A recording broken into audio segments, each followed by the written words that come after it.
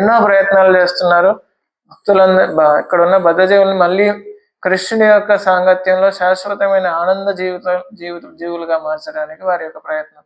మనకందరికీ తెలుసు నరసింహస్వామి వారి యొక్క భక్తుడైన ప్రహ్లాదుడు. ప్రహ్లాద మహారాజుల వారు మళ్ళీ రాఘవేంద్ర స్వామిగా ఎందుకు అవతరించారు? ఒకటే కారణం, ఇక్కడ ఉన్న వారందరినీ కూడా స్వామివారి పాదాల దగ్గరికి చేర్చడానికే. ఆచార్యులు చేసేటువంటి ఈ భాగవత ప్రచారంలో ఎవరైతే భాగస్వాములు అవుతారో వారికి జయం తథ్యం, పరం విజయతే శ్రీకృష్ణ సంకీర్తనం అన్నారు చైతన్య మహాప్రభు. సో యోగక్షేమం వహామ్యహం, ఇది కృష్ణుడికి చాలా ఇష్టమైన సేవ. నచతస్మామనుశ్చేసు కశ్చిన్నే ప్రియకృత్తమ. సో కృష్ణుడికి ఇష్టమైన సేవ చేస్తున్నప్పుడు యోగక్షేమాలన్నీ కృష్ణుడే స్వయంగా చూసుకుంటున్నారు. సో ఇప్పుడు భక్తులందరికీ ఒక విజ్ఞప్తి, హర్ఘర్ భాగవతం అనే ఇంటింటికి భాగవత్ అనే క్యాంపెయినింగ్ ద్వారా శ్రీమద్ భాగవతాన్ని ప్రజలందరికీ అవగాహన పరచడానికి, భాగవతం అన్నాక ఏంటి, భాగవతం ఒక మహాత్మ్యం ఏమిటి, భాగవతంలో 12 స్కందాలు ఉండటానికి గల కారణం 12 కృష్ణుని వారి యొక్క అంగాలు అన్నమాట. ఇక్కడ చూస్తున్నారు కదా. సో ఈ 12 అంగాలు భాగవతం 12 స్కందాలు. మొదటి 2 స్కందాలు వారి యొక్క పాదాలు అన్నమాట.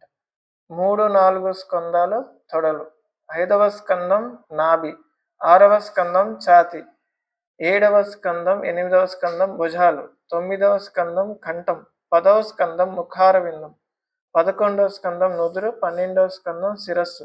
ఈ విధంగా మొత్తం కృష్ణుడు వారి యొక్క విగ్రహ రూపం శ్రీమద్ భాగవతం. వెంకటేశ్వర స్వామి యొక్క స్వయం స్వరూపమే శ్రీమద్ భాగవతం. సో స్వామివారి దర్శనానికి మనం ఎంత కష్టమైనా కానీ నెలకి కుదరకపోయినా 6 నెలలకు ఒకసారో లేదా సంవత్సరానికి ఒకసారో ఆంధ్ర వాసులందరం వెళ్తాం. అదే స్వామివారు మన ఇంటికే స్వయంగా వస్తున్నారంటే మనకి అంతకన్నా ఏం భాగ్యం కావాలి? సో ఆ భాగ్యాన్ని మనం ఎలా పొందుకోవాలి? పూర్వజన్మలో మీన్స్ పూర్వకాలం అంటే 50-60 సంవత్సరాల కిందట భాగవతాన్ని పొందాలంటే ఎక్కడైతే ఇంకొక కాపీ ఉందో అక్కడికి వెళ్ళి రాసుకొని తీసుకొచ్చేవాళ్ళు. ఇప్పుడు ఆ సమస్యనే లేదు. భాగవతం కావాలంటే ఇంటి ముందే ఇంట్లో కూర్చొని భాగవతం తీసుకోవచ్చు. సో అలాంటి డోర్ స్టెప్ ఫెసిలిటీస్ కూడా ఉన్నాయి. సో అందరూ పొందడానికి ప్రింటింగ్ ప్రెస్ మూలంగా బల్క్ క్వాంటిటీస్లో కూడా ఉన్నాయి. సో ఇది ఇప్పుడు ప్రజల్లో అవగాహన పరచడానికి మనం చేయవలసిన క్యాంపెయినింగ్ అనేది తీవ్రంగా ఉంటే ఎక్కువ మందికి ఇది భాగవతం చేరే అవకాశం ఉంటుంది. సామాన్యంగా ప్రజలు కూడా డివోటీస్కి కూడాను ప్రతి ఒక్క నిజ జీవితంలో ఎన్నో సాంసారికంగా రిలేషన్స్ ద్వారంగా లేకపోతే సొసైటీ ద్వారా ఎన్నో ప్రోగ్రామ్స్ అటెండ్ అవ్వాల్సి ఉంటుంది. ఎంతో మందితో మాట్లాడాల్సి ఉంటుంది, ఉద్యోగ రీతిగానో లేదా వ్యాపార రీతిగానో వ్యవహార రీతిలోనూ.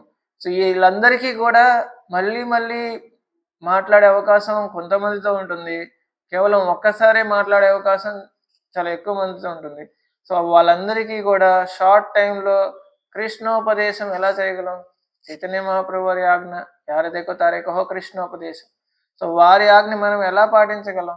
ఒక్క క్షణంలో వెళ్ళి మనతో దగ్గరికి వచ్చి 4 మాటలు మాట్లాడి వెళ్ళిపోయే వాళ్ళు ఉంటారు. వీళ్ళందరికీ కృష్ణోపదేశం మనం ఎలా చేయగలం? సో కృష్ణుని వారి ఆజ్ఞ పాటించకపోతే సంతోషం ఉండదు,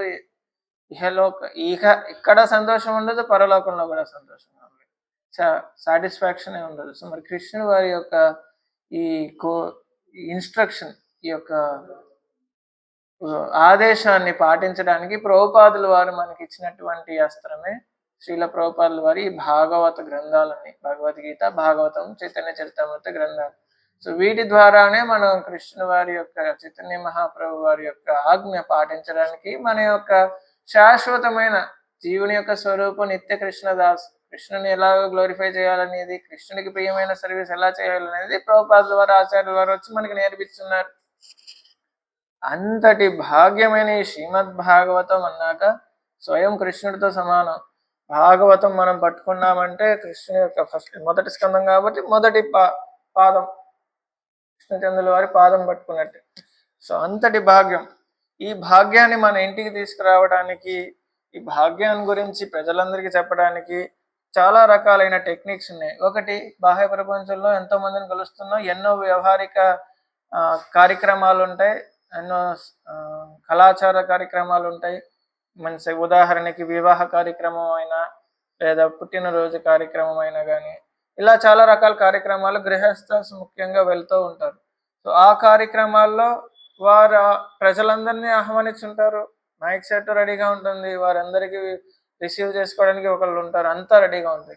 అక్కడ సమయాన్ని మనం 10 నిమిషాలో, పావుగంట వారి దగ్గర రిక్వెస్ట్ చేసి ప్రచారం ఈ భాగవతం గురించిన మహాత్మ్యం, భాగవత మహాత్మ్యాలు మొత్తం ఇలాగ 30 ఒక చాప్టర్ ఫుల్‌గా 30 శ్లోకాలతో పాటు ఉన్నాయి. ఎలాగైతే భాగవతం ప్రతిరోజు ఎవరైనా ఒక శ్లోకం గాని, అర్ధ శ్లోకం గాని చదువుతారో, వారు వేల కొలది గోదానం చేసినటువంటి సౌభాగ్యం దొరుకుతుందన్నమాట.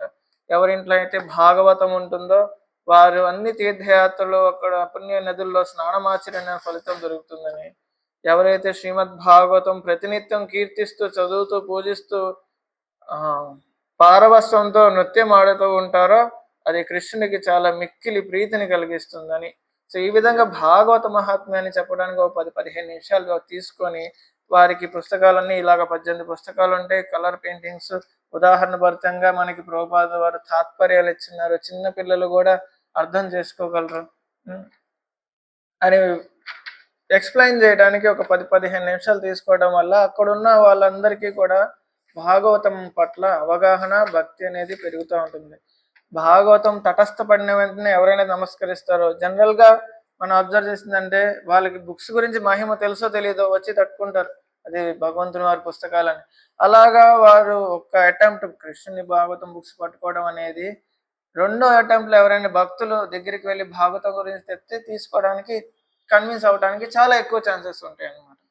ఇలాగ ఒక ఉదాహరణ, మా చెల్లెల పెళ్ళికి వెళ్ళవలసిన కార్యక్రమం సేవ, ఆ టైంలో నేను సంకీర్తనం పెట్టిస్తానని ఇంట్లో వాళ్ళని ఒప్పించి సంకీర్తనం పెట్టించి టేబుల్ మీద బుక్స్ అన్ని భాగవతం సెట్ అరేంజ్ చేసి జస్ట్ సంకీర్తనం కన్క్లూడ్ చేసి భాగవతం గురించి చెప్దామని స్టార్ట్ చేసిన 5 నిమిషాల లోపలే మాకు కావాలని అక్కడ ఉన్న 60 మంది వచ్చి టేబుల్ మీద పడ్డారు అనమాట.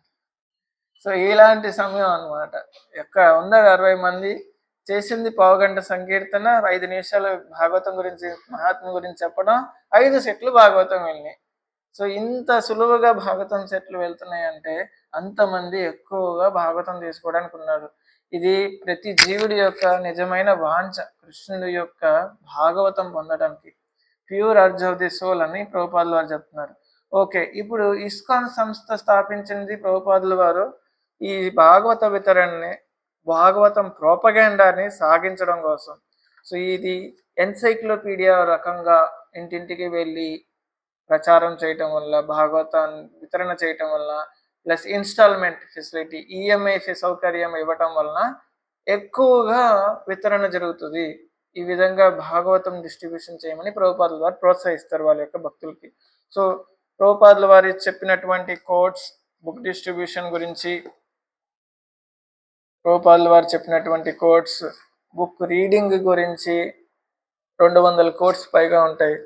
ఇక్కడ ప్రతి ఒక్కరు ఇస్కాన్ సంస్థకి ఎవరైతే కనెక్ట్ అయి ఉంటారో వాళ్ళందరూ ప్రతినిత్యం భాగవతం, చైతన్య చరితామృతం ఏదైతే బుక్స్ పబ్లిష్ అయ్యి రెడీగా ఉన్నాయో అవన్నీ చదవాలి. లేకపోతే కొంత సమయం తర్వాత they will simply eat, sleep and fall down, వారి యొక్క ఉన్నతమైన పొజిషన్ నుంచి పడిపోతారు అని చెప్తున్నారు ప్రభుపాదుల వారు. సో ప్రభుపాదుల వారు కూడాను వారి యొక్క శిష్యులకి ప్రోత్సహిస్తూ ఎన్నో లేఖలు రాశారు బుక్ డిస్ట్రిబ్యూషన్ చేస్తున్న శిష్యులకి.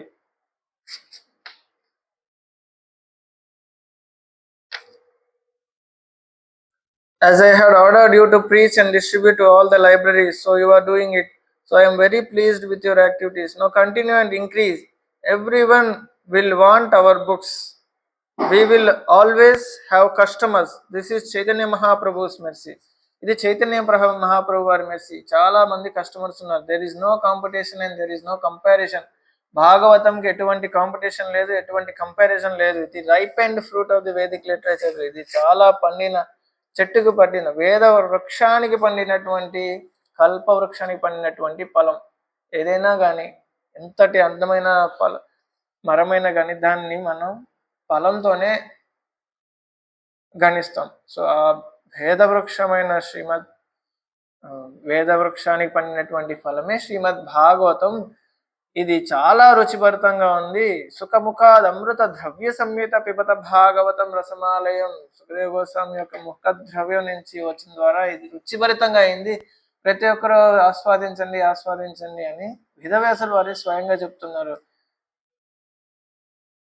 ఈ విధంగా భాగవతం గురించి 4 ముక్కలు చెప్పిన తర్వాత వారు ఎంతటి వాళ్ళైనా కానీ, పెద్దవాళ్ళైనా చిన్నవాళ్ళైనా కానీ, చదువు రాని వాళ్ళైనా కానీ ఈ ఫొటోస్ చూసి ఆనందించగలరు, అర్థం చేసుకోగలరు ఈ ఫొటోస్ని. ఇలాంటి పెయింటింగ్స్ ఎక్కడా కూడా దొరకవు. ఈ ఫోటోలు చూడటం కోసం అని చెప్పేసి చదువు రాని వాళ్ళు కూడా కృష్ణుడే స్వయంగా గ్రంథావతారంలో వస్తున్నారు కదా, మనకి ఎలాగ చదువు రాదు, కనీసం ఈ ఫోటోలు చూద్దామని కూడా చాలా మంది గ్రామస్తులు భాగవతం సెట్లు తీసుకున్నారు అనమాట. సో ఒక్క మాతాజీ హాస్పిటల్లో ఉంటూ వచ్చే గ్రామస్తులందరికీ భాగవత మహాత్మ్యాలు చెప్పగా వాళ్ళు ఎంతో చక్కగా భాగవతాన్ని ఆహ్వానిస్తున్నారు అనమాట. ఈ భాగవతం యొక్క మహాత్మ్యాలన్నీ కూడాను సాఫ్ట్ కాపీస్ లో ఉండటం వల్ల డివోటీస్ వారు యొక్క స్టేటస్ లో పెట్టుకోవడం వలన ప్రజలు వాళ్ళ కాంటాక్ట్స్ లో ఉన్న వాళ్ళకి తెలుస్తున్నాయి. ప్రతినిత్యము చాలా మంది ఇప్పుడు ఉన్న వాళ్ళంతా కూడాను వాట్సాప్ లోను, ఫేస్బుక్ లోనే వాటి స్టేటస్ చూడటంలోనే టైం గడుపుతున్నారు. సో ఆ టైం గడిపినప్పుడు ఈ భాగవతం యొక్క మహాత్మ్యాలు వాళ్ళు కనుమూలి పడ్డాయి అంటే వెంటనే వాళ్ళు స్టేటస్ కి లైక్ కొట్టడము, ఆ లైక్ కొట్టిన వాళ్ళకి మళ్ళీ డివోటీస్ వాళ్ళకి కాంటాక్ట్ చేసి భాగవతం గ్లోరీస్ చెప్పడం, వాళ్ళని భాగవతం తీసుకునేటట్టు ప్రోత్సహించడం. ఇది ఈ విధంగా గత 3.5 సంవత్సరాలుగా కొంతమంది డివోటీస్ ప్రతినిత్యం మీన్స్ సంవత్సరం పొడుగు భాగవతం ఎవరు కనపడినా కానీ భాగవతం చెప్పడం వలన ఇన్ఫ్యాక్ట్ ప్రతి డివోటీ వాళ్ళ ఇంటికి, గృహస్థాస్ ఇంటికి ఎవరు వచ్చినా కానీ, వాళ్ళు పాలు అమ్మేవాళ్ళు లేకపోతే కూరగాయలు అమ్మేవాళ్ళు, వాళ్ళు కూడా భాగవతం విని విని విని భాగవతం తీసుకొని వాళ్ళు కూడా ఇన్స్టాల్మెంట్ ఫెసిలిటీ భాగవతానికి పేమెంట్ చేయటం అనేది జరుగుతుంది. సో ఇవన్నీ వారు సులువుగా చేయడానికి సౌకర్యం ఏమన్నాక పుస్తకాలు భాగవతం సెట్లో ఎప్పుడు అవైలబుల్గా పెట్టుకోవడం వల్లనే జరిగింది. గృహస్థస్ అయినప్పటికీ కూడా వారు ఒక 20 సెట్స్కి ఇన్వెస్ట్మెంట్ చేసుకొని ఒక మాతాజీ 20 సెట్స్ ఎప్పుడు ఇంట్లో పెట్టుకుంటారు. ఆ 20 సెట్స్ అయిపోతున్నాయి అనే లోపు మళ్ళీ ఇంకో 20 సెట్స్ ఆర్డర్ చేస్తారు. దేవస్థానానికి బర్డెన్గా ఉండదు. 20 సెట్స్ పేమెంట్ చేసి గుడి నుంచి తీసుకొస్తారు.